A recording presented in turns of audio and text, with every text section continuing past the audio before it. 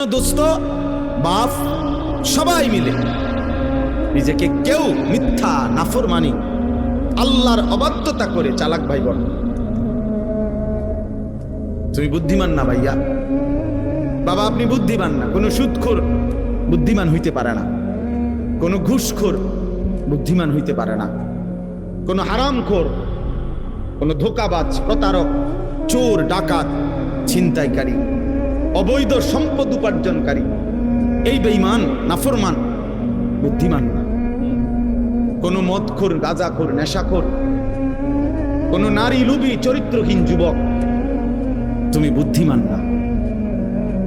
ইউখাদিউনা আল্লাহ ওয়াল্লাযীনা আমানু ওয়া মা ইয়াখদাউনা ইল্লা আনফুসাহুম ওয়া মা ইয়াশউরুন।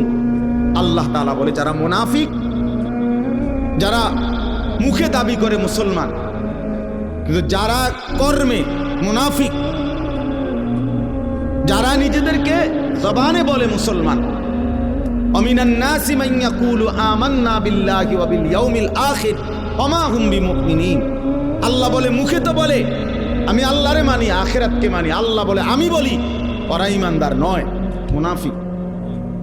কর্মে তো প্রমাণ হলো না। তো আল্লাহ তাআলা বলেন ওরা ভাবতেছে আমি আল্লাহকে ধোঁকা দিচ্ছে, ওরা মনে করতেছে আমার ঈমানদার প্রকৃত যারা ইবাদতওয়ালা বান্দা তাদেরকে ধোঁকা দিচ্ছে। আল্লাহ বলে না, শোনো বেঈমান মুনাফিক, তুমি মূলত তোমার নিজেকে ধোঁকা দিচ্ছ, তুমি বুঝতেছো, তুমি তোমাকে ধোঁকা দিচ্ছ। তোমার কারণে নামাজি আটকিবে না, তোমার কারণে সেজদাওয়ালা আটকাবে না, কোন ঈমানদার আটকাবে না, ঠিকই তুমি আটকাই যাবে, ঠিকই তুমি আটকাই যাবে। এই জন্য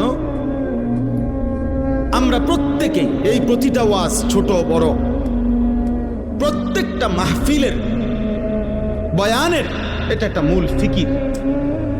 এই ছোট বড় যত ওয়াজ হয়, ওয়াজ মানে নসিহত, এই উপদেশের মাকসাদ কলিজার পরিবর্তন, জিন্দেগির পরিবর্তন, নিজের মধ্যে ভাবনা আসা, বিবেককে কাজে লাগান, বিবেককে কাজে লাগান।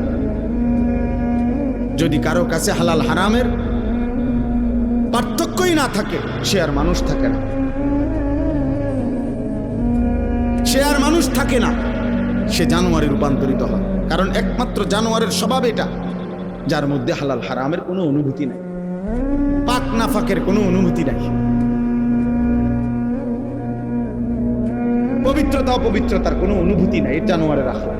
এই জন্য তোমরা যে সমস্ত ছেলে পেশাব পায়খানার পরে ঢিলা কুলুক টয়লেট পেপার ব্যবহার করো না, ঠিক মতো পবিত্র হও না, তোমার এই আখলাক জানোয়ারের আখলাক, কুত্তা বিলের আখলাক, এটা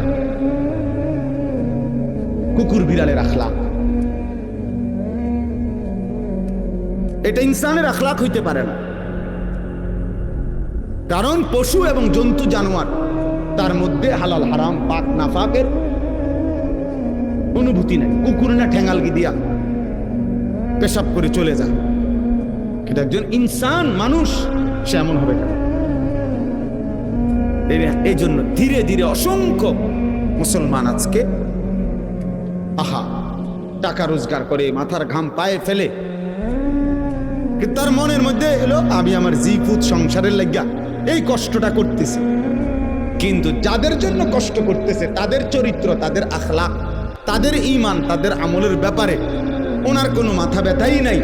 উনি এমনি বলে তারার লাগিয়া কষ্ট করতেছে, আপনি তো আসলে সোফার লাগিয়া কষ্ট করতেছেন, আপনি একটা টাইলসওয়ালা বিল্ডিং এর জন্য কষ্ট করতেছেন, আপনি 20 শতক জমি কেনার জন্য কষ্ট করতেছেন, আপনি গোস্ত দিয়া ভাত খাইতেন কষ্ট করতেছেন, আপনি মূলত সন্তানের জন্য কষ্ট করেন নাই, বিবির জন্য কষ্ট করেন নাই। সন্তান এবং বিবির জন্য যদি কষ্ট কেউ করে থাকে তো সেটা তার ইবাদত, তার আমল, তার বন্দেগী, তার আখিরাতের জন্য যদি কষ্ট করে সেটাকে বলে কষ্ট, সেটাকে বলে কষ্ট। আর নাই তো এটা ভুয়া কথা, ভুয়া কথা, ভুয়া কথা। আপনি সারাটা দিন মাথার ঘাম পায়ে ফেললেন, একটা টাকার জন্য, 500টা টাকার জন্য আর আপনার সন্তান নামের